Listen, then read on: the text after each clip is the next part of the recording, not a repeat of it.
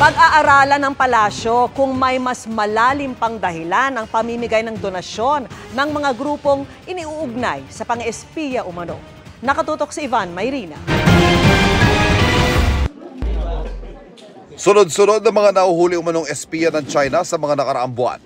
Ngayon, ayon sa ulat ng Reuters, lumalabas sa ilan sa kanila ay bahagi ng mga grupong nag-donate ng mga motorsiklo sa iba't ibang lokal na pamahalaan. Kabilang ang Maynila na nakatanggap ng 10 motorsiklo para sa Manila Police District noong 2022 na nagkakahalaga ng kabuang 145,000 pesos.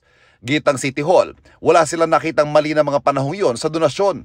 Hindi naman daw nakatanggap ng cash donation ang tanggapan ng alkalde maliban sa mga motorsiklo. Wala na raw sumunod pang donasyon, proyekto at pakikipag-usap na naganap. Pinag-aaralan na rin ito ng palasyo lalo't lumalabas na may iba pang lokal na pamahalaan ang nakatanggap ng donasyon mula sa grupong iniuugnay sa pang-espiya. Wala pong masama if it is done in good faith. So kung ito naman po pala ay parang ibinigay, pero merong kakaibang dahilan for that, kailangan po nating imbestigahan yan. Ibang usapan anya kung ang mga donasyon ay naging dahilan para makakuha ng padrino sa pulisya na nagamit para sa kanilang mga iligal na gawain. Hindi po yan pababayaan ng Pangulo. Talaga po kapag ganyan ang balita at nakarating sa atin yan, kailangan po talagang imbestigahan yan. Hindi po ito dapat palampasin.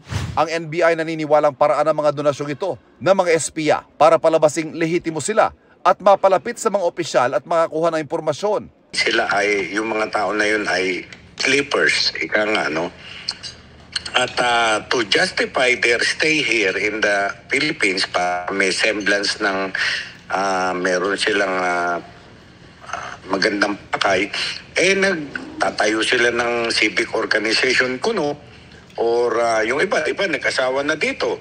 May panganib umano sa national security ang mga sleepers na nagpapanggap na civic organizations at nakikisalamuha sa mga government officials. That is their scheme. Yun ang style nila para maka-come out sila openly sa community and mingle with our officials. Ganun po. Napaka-delikado po nun. Para sa GMA Integrated News, Ivan Mayrina, nakatutok, 24 oras.